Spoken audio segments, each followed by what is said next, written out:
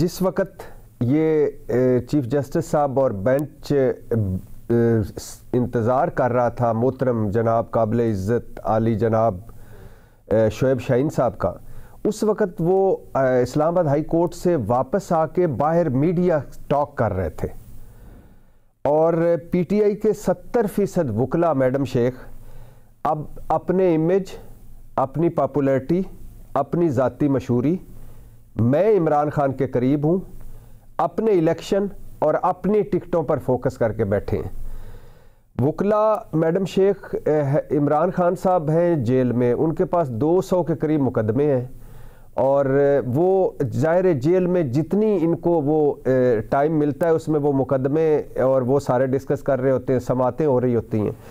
बाकी सारे ये अल्हम्दुलिल्लाह इनकी एक पहली तो ख्वाहिश होती है कि अडयाला जेल के बाद सबसे पहले मैं निकलूं और मीडिया को बताऊं कि आज मेरा कप्तान क्या कह रहा था, आज मेरे कप्तान ने कौन से कपड़े पहने हुए थे, कि क्या इस वक्त मोराल है, वो कौम को क्या कहना चाहता है। और उसने जो एक अहम बात मेरे कान में बताई और कहा कि ये तुझे बता रहा हूँ, आगे मत बताना, वो मैं कभी फिर किसी दिन बताऊँगा।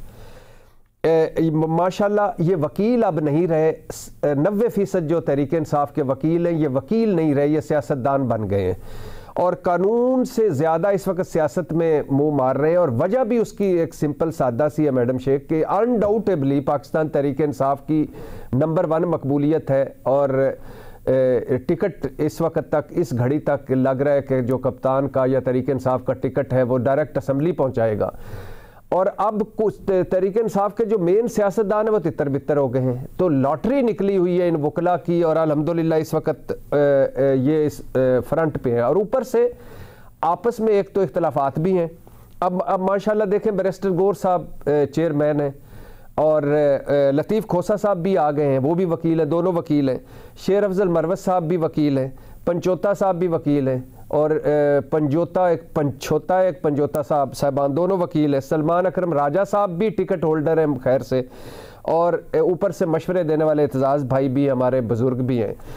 और मज़े की बात है कुछ बुशरा बीबी के करीब हैं बहुत, और वो सुबह दोपहर शाम उनको, कुछ इमरान खान साहब की बहनों के करीब हैं, कुछ इमरान खान साहब के लॉयल भी हैं। और लॉयल वो दाना दुश्मन, वो अक्लमंद दुश्मन वाली बात है। अब मैडम शेख इन्होंने अल्लाह तवक्कल पे चल रहा है, ज़्यादा फोकस है कि मैं दुनिया को मेरा क्या मैसेज जाएगा, मैं क्या मैसेज पहुंचाऊंगा। और सब वो नहीं है वो जैसे कप्तान के सब वकील अपने अपने कामों में खोए खोए, बाकी सारा कुछ वो मोए मोए मोए मोए, वो वाली सूरत हाल है। खैर से पूरे का पूरा जो पार्टी है, पूरे के पूरे केस हैं वो मोए मोए मोए मोए वाली सिचुएशन में गुजर रहे हैं। और सबका सोशल मीडिया पर ज़्यादा फोकस है, अदालत में अमली तौर पर कम और फोकस ज़्यादा अपने आप पे है। अब सूरत हाल ये है कि ये तो खैर चलो 3 जनवरी मुकर्रर हो गया, फायज़ ईसा साहब भी सरबराही कर रहे हैं और उसमें मोहम्मद अली मज़हर और जस्टिस मुसर्रत शामिल हैं बेंच में।